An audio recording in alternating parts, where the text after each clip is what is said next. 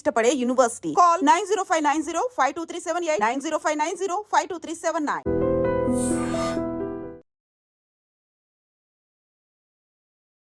అందరికీ నమస్కారం. నేను Swaroopa Potlapalli. Welcome to trending topic.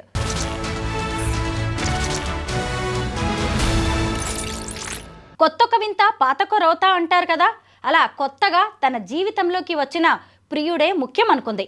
పాత భర్తని వద్దనుకుంది. ప్రియుడితో కొత్తగా జీవితం ప్రారంభించాలి అంటే తనకి అడ్డంగా ఉన్న పిల్లల్ని ఆమె చంపేసింది.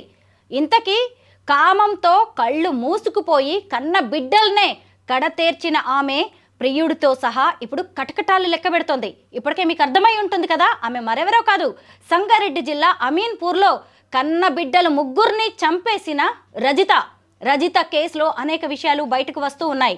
ప్రస్తుతం నాతో పాటు ఫ్యామిలీ కౌన్సిలర్ రజనీ రమ గారు ఉన్నారు. ఆవిడతో మాట్లాడదాం. మేడం నమస్తే. నమస్తే స్వరూప.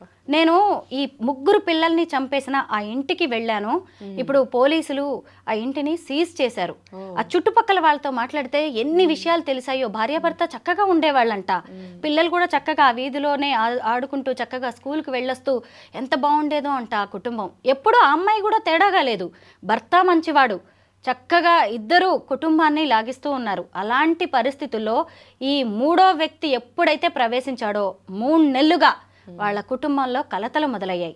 చివరికి ఆ చిన్న కుటుంబం ఛిద్రమైపోయింది. దీనంతటికి కారణం ఎవరు, ఏంటి అనుకుంటున్నారు మీరు? ఆ స్త్రీ రజిత ఎవరైతే ఉన్నారో ఆమె బుద్ధి వక్రించబట్టే కదా. ఇప్పుడు దిగు అనేవాడు ఎప్పుడు కూడా తప్పు కాదు. దిగవలసిన వాడే లోతు చూసుకోవాలి. అంటే చెడు కాలం పోయే కాలం అంటారు కదా. ఇప్పుడు ఆ ఇంటి భర్త ఎవరైతే ఉన్నారో పాపం ఆయనకి చెడు కాలం అనుకోవాలి, ఆవిడకి పోయే కాలం అనుకోవాలి. అంతే. ఇప్పుడు ఈ కామం కళ్ళు మూసుకుపోయిందని ఇంకా ఏవేవో చెప్తూ ఉంటారు మనకి. ఇగో ఇవన్నిటికీ ప్రూఫ్ ఈవిడ. ఎప్పుడో ఎక్కడో వినేవాళ్ళం. ఇప్పుడు ఫ్రీక్వెంట్గా తరచుగా జరుగుతున్నాయి ఇలాంటివి. ఏంటంటే కోరికలు చెప్పుకున్నాం మనం, ఇది కూడా చాలాసార్లు. ఆ బుద్ధి, ఎక్స్పెక్టేషన్స్ అనేవి, తర్వాత కోరికలు అనేవి ఎక్కువైపోయాయి. స్వేచ్ఛ కూడా ఎక్కువైపోయింది. ఇప్పుడేమో భర్త ఏమో ఏదో వెళ్తున్నాడు, ట్యాంకర్ వాటర్ సప్లై చేయడానికి వెళ్తున్నాడు ఆయన. ఇంకా ఈవిడ జాబ్ చేస్తుంది, తర్వాత అన్ని అవకాశాలు బయటకు వెళ్తుంది కాబట్టి. అలాగే ఎప్పుడో 10th క్లాస్ చదివితే ఇప్పుడు ఆ ఓల్డ్ స్టూడెంట్స్ గ్యాదరింగ్లో మరి ఆ ఓల్డ్ స్టూడెంట్ ఆయన ఫ్రెండ్ ఎవరో ఒక ఆయన శివ ఏంటో పేరు, అతను కలవడం ఏంటి, ఈమె బుద్ధి మళ్ళీ వక్రించడం ఏంటి. ఇప్పుడు ఇన్ని సంవత్సరాలు ఇష్టానో కష్టానో పెళ్లి చేసుకుంది. పెళ్ళి వన్స్ అయిపోయింది. 3 పిల్లలు పుట్టారు. ఒకళ్ళు కాదు, ఇద్దరు. ఈ రోజుల్లో ఒక బిడ్డ ఎవరికైనా పుట్టడమే చాలా అంటే చాలా కష్టమైపోతున్న రోజులు. 3 పిల్లలు పుట్టారు, చక్కని పిల్లలు. పుట్టినప్పుడు తను కూడా బాగానే పెంచుకుంటుంది కదా, చక్కని జీవితం, తను ఉద్యోగం చేస్తుంది. తను ఏమన్నా స్వేచ్ఛకి ఏమన్నా అంతరాయం కల్పించాడా భర్త? లేదు.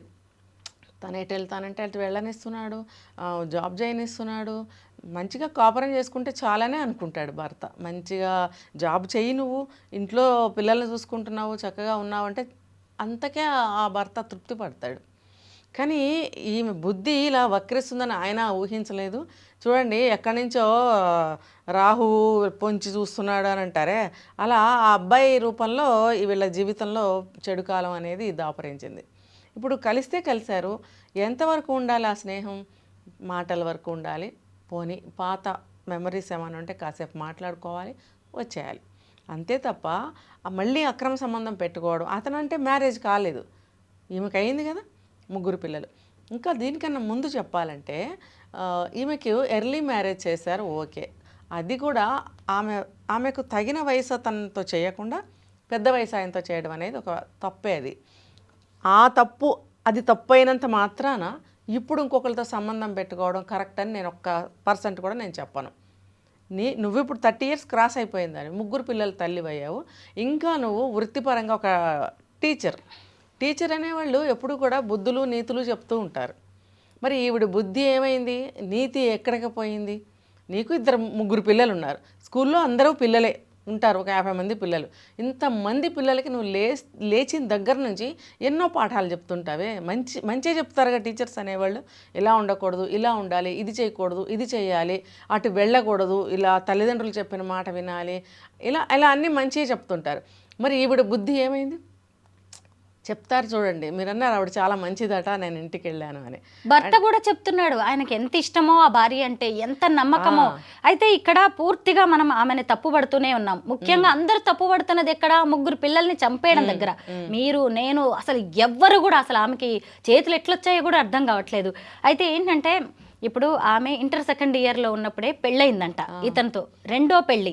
ఇతనికి ఆమెకి 20 ఏళ్ల గ్యాప్ ఉంది. ఆ వయసులో ఆమెకి ఆ పెళ్లిని నో అనడానికి ఏమి కారణాలు కనిపించకపోవచ్చు, కుటుంబ పరిస్థితులు కావచ్చు, లేదంటే ఇంకో ఆప్షన్ లేకపోవడం, అట్లా అయ్యుండొచ్చు. తర్వాత ముగ్గురు పిల్లలు పుట్టారు. ఇక్కడ ఇంకొక విషయం మాట్లాడుకోవాలి. తల్లిదండ్రులు ఇలా 2 ఎకరాలు రాసిచ్చారు అనగానే ముందు వెనక చూడకుండా పెళ్ళిళ్ళు చేసేస్తూ ఉంటారు. కానీ ఈ వయస్సు గ్యాప్ అనేది రేపు ఇలాంటి దారుణాలకి దారితీస్తుందని ఊహించట్లేదు. ఖచ్చితంగా. అయితే మీరు చెప్పిన పాయింట్ కరెక్ట్. అయితే ఈ అమ్మాయి పెళ్లి చేసుకునేటప్పటికి అతను కూడా యంగే కదా. ఈ అమ్మాయికి 17 ఏళ్ళు, అతనికి అప్పటికే ఇంకా 20 ఏళ్ల గ్యాప్ అంటే చూడండి. ఓకే, ఉంటుంది. కొంచెం ఎంగే అని చెప్పుకోవాలి. ఇద్దరు మంచిగా కాపురం చేసుకున్నారు, ముగ్గురు పిల్లలు కూడా పుట్టారు. పుట్టినప్పుడు అతనితో జీవితం నీకు బాగుంది కదా. బాగున్నప్పుడు నువ్వు ఎందుకు ఇంకొకరితో వెళ్ళిపోవాలి? ఫ్రెండ్షిప్ అయితే మాట్లాడుకో, ఎప్పుడైనా కలుసుకోండి. సంబంధాలు ఎందుకు పెట్టుకోవాలి? ఇది మళ్ళీ ఆ ముగ్గురు పిల్లల్ని వదిలేసి వస్తే వాళ్ళు లేకపోతే నీ జీవితంలో నిన్ను పెళ్లి చేసుకుంటా అన్నాడంట. అసలు ఈ వ్యక్తి గురించి మనం మాట్లాడాలి. పచ్చని సంసారం ఎంత నిప్పులు పోసాడండి 3 నెలల క్రితం వచ్చి. అతని బుద్ధి కూడా మంచిది కాదనేది ఈ మాటతో అర్థమవుతుంది. నువ్వు కూడా కలిసావు అమ్మాయిని ఇన్ని సంవత్సరాల తర్వాత. కలిసినప్పుడు మంచిగానే మాట్లాడు, ఏమన్నా ఇష్టం ఉంటే ఇంకో 2 మాటలు మాట్లాడు, వెళ్ళిపో. అంతేగాని నువ్వు ముగ్గురు పిల్లల్ని వదిలేసిరా, నువ్వు భర్త ఎందుకయ్యా నీకు? భర్తను పక్కన పెట్టి కాసేపు అనుకుందాం. పిల్లలు ఉన్నారు కదా, ఆమె వయసుకు తగ్గ పిల్లలే కదా. ఆ పిల్లల్ని వదిలేసి నువ్వు రా అని అనటం అనేది 30 ఏళ్ల వ్యక్తిగా అతను చాలా పెద్ద తప్పు చేశాడు, నేరం అని కూడా చెప్తాను నేను. ఒక కుటుంబాన్ని విచ్ఛిన్నం చేశాడు, తల్లి నుండి పిల్లల్ని, భార్య నుండి భర్తని దూరం చేశాడు. తన కోరిక మాత్రం తీరిందా ఇప్పుడు అతను కూడా ఇందులో ఇన్వాల్వ్ అయ్యాడు కాబట్టి అతనికి కూడా అరెస్ట్ చేయడమో శిక్ష వేయడమో కొంత పార్ట్ ఉంది అతనికి కూడా. ఇప్పుడు అతను 30 ఏళ్ల వ్యక్తి, అన్నీ తెలిసిన వ్యక్తి, అతను ఇలా ఈ అమ్మాయిని అటువైపు లాక్కు వెళ్ళడము, పెళ్లి చేసుకుందామని అనడము, ఇదంతా కూడా అతను చేసిన ప్రథమ తప్పు. అయితే ఈ అమ్మాయిది తప్పు కాదా వినటం అనేది చెప్పేవాళ్ళు చెప్తారు. తన బుద్ధి ఏమైంది? తను కూడా ఆలోచించాలి. ఒక టీచర్ అండి, మామూలు ఆర్డినరీ కూడా కాదు. సరే ఏదో ఒక టీచర్, నువ్వు పెద్ద పెద్ద కాలేజెస్కో ప్రొఫెసర్గా ఏం వర్క్ చేయలేదు. ఇంత నువ్వు ఎలిమెంటరీ స్కూలుకి టీచర్ అయినా కూడా నువ్వు అక్కడ చేస్తున్నది అదే కదా, మంచి మాటలే చెప్తావు కదా. మరి ఇక్కడ ఏమైంది నీ బుద్ధి? కాబట్టి తను కూడా ఆలోచించుకోవాలి. తను చేసింది చాలా పెద్ద. ముగ్గురు పిల్లలు వస్తారు, వాళ్ళు ఊపిరాడకుండా చేసి చంపేసింది. అందరూ పెరుగన్నం తినటం వల్ల అని అన్నారు. అంటే ఇన్వెస్టిగేషన్స్ ఉంటాయి, తర్వాత బయట పడతాము మనం, మనకి శిక్షలు పడతాయనే జ్ఞానం ఉండాలి కదా ఆమెకి. ఇది ఇంగిత జ్ఞానం లేదా, మైనర్ ఏం కాదు కదా. ఇదన్నా ఆలోచించుకోవాలి కదా. ఇప్పుడు లైఫ్ మొత్తం పోయింది కదా. పిల్లలకి అంత్యక్రియలు చేయడానికి తీసుకువెళ్తుంటే చివరి చూపు చూడడానికి కూడా రాలేదంట రజిత. ఎలా వస్తుంది? తన చేతులతో తను చంపేసింది కదా. అయితే ఇప్పుడు వీళ్ళకి ఎంత పెద్ద శిక్ష పడుతుందో చూడండి. మొన్న అడ్వకేట్ గారు కూడా ఆమె భర్తతో మాట్లాడడం అనేది జరిగింది. ఆ చెన్నై అనే ఆయన అయితే డిమాండ్ చేస్తున్నాడు, అసలు నా పిల్లల్ని చంపడం ఏంటి, వాళ్ళని ఎన్కౌంటర్ చేయాల్సిందే అని. ఇప్పుడు ఇందులో పాక్సో కేసు కూడా ఉంది కాబట్టి ఆ చట్టం గనక అప్లై అయితే ఇంకా ఆమెకేమో ఉరిశిక్ష, అతనికేమో జీవిత ఖైదు పడే అవకాశం ఉంది అంటున్నారు. అసలు వెళ్ళిపో, నీకు అంతగా కావాలంటే వెళ్ళిపో. పిల్లల్ని ముగ్గురిని చంపడం ఎందుకు కదా. 3 నేరాలు చేసినట్టు ఇండివిజువల్గా చూస్తే, 3 ప్రాణాలు తీసింది, 3 హత్యలు. మరి ఎలా బయటపడుతుంది ఆమె? భవిష్యత్తు గురించి కనీసం ఆలోచించలేదు. అతనితో కలిసి జీవించవచ్చు అనుకుందే గానీ తను చేస్తున్నది ఎంత పెద్ద నేరం, అది రేపు దొరికిపోతే ఏంటి అనేది పర్యవసానాలు ఇప్పుడు అసలు లైఫే లేకుండా పోతుంది కదా. ఉన్న లైఫ్ పోయింది, అది అసలు ఉండదు. తను కోరుకున్న లైఫ్ అసలు ఉండదు, ఉన్న లైఫ్ పోయింది.